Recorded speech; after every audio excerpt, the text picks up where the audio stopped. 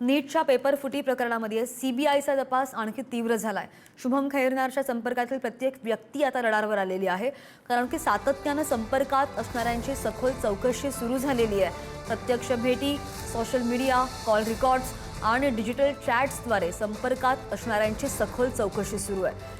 शुभम खैरनारचं घर, कार्यालय आणि आसपासच्या परिसरातील सीसीटीव्ही फुटेजेस सुद्धा ताब्यात घेतले गेलेले आहे। त्याची तपासणी सुरू आहे। कोण भेटत होतं, कोण येत जात होतं, या सगळ्याचा मागोवा घेतला जाईल। सीबीआयकडून सोशल नेटवर्क, आर्थिक व्यवहार आणि संशयित संपर्क साखळी उघड करण्यावर भर दिला जातोय। पेपरफुटी रॅकेटचं नाशिक कनेक्शन आणखी खोल जाण्याची शक्यता।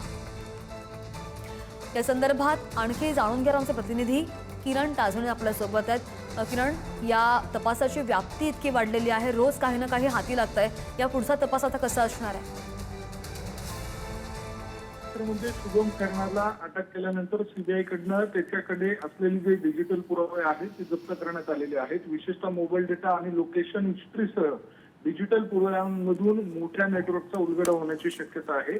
शुभम खैरनारच्या संदर्भातला जसा जसा तपास पुढे जातोय त्या सगळ्या पार्श्वभूमीवर शुभम खैरनारच्या संपर्कात नेमकं कोण कोण होतं, कोण त्याला येऊन भेटत होतं, त्याच्या घरी असेल किंवा कार्यालयात असेल, कुणाची इजा होती, अशा सगळ्यांची माहिती सीबीआयच्या माध्यमातून घेतली जाते आणि त्याची सखोल चौकशी केली जाते।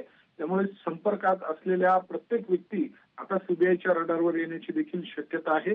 अशा सगळ्या परिस्थितीमध्ये काही सोशल मीडियाच्या माध्यमातून देखील शुभम खैरनारच्या संपर्कात काही विद्यार्थी आणि काही क्लासेसचे चालक देखील असल्याची माहिती मिळते आणि त्या सगळ्या अनुषंगानं शुभम भोवती जे तयार झालेलं संपर्क जाळं होतं ते केवळ विद्यार्थ्यांपुरतं किंवा या सगळ्या अनुषंगानं क्लासेस पुरतं मर्यादित नाहीये, तर मोठ्या रॅकेट पर्यंत मर्यादित असण्याची शक्यता बरोबर। आणि जे सीसीटीव्ही फुटेजेस सुद्धा आता ताब्यात घेतले गेलेले आहेत, त्यातून सुद्धा काय समोर येतं, कोणाच्या भेटी झालेल्या आहेत, हे सुद्धा सगळं तपासामध्ये समोर येईल। ताजी माहिती घेत राहू। धन्यवाद दिलेल्या सगळ्या सविस्तर अपडेटसाठी किरण।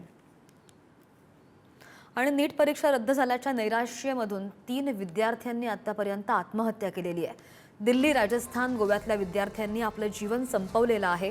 दिल्लीतील आदर्श नगर परिसरातील 21 वर्षीय तरुणीनं आत्महत्या केली आहे। राजस्थानच्या सीकरमध्ये 22 वर्षीय प्रदीप मेघवालनं सुद्धा आत्महत्या केलेली आहे। तर तिसरीकडे गोव्यातून 18 वर्षीय विद्यार्थ्यानं आत्महत्या केल्याचं समोर आलंय। एक स्वप्न उराशी बाळगून 2 वर्षभर हे विद्यार्थी अभ्यास करत असतात, मात्र स्वप्न भंगलं, त्यांनी जीवनयात्रा संपवली।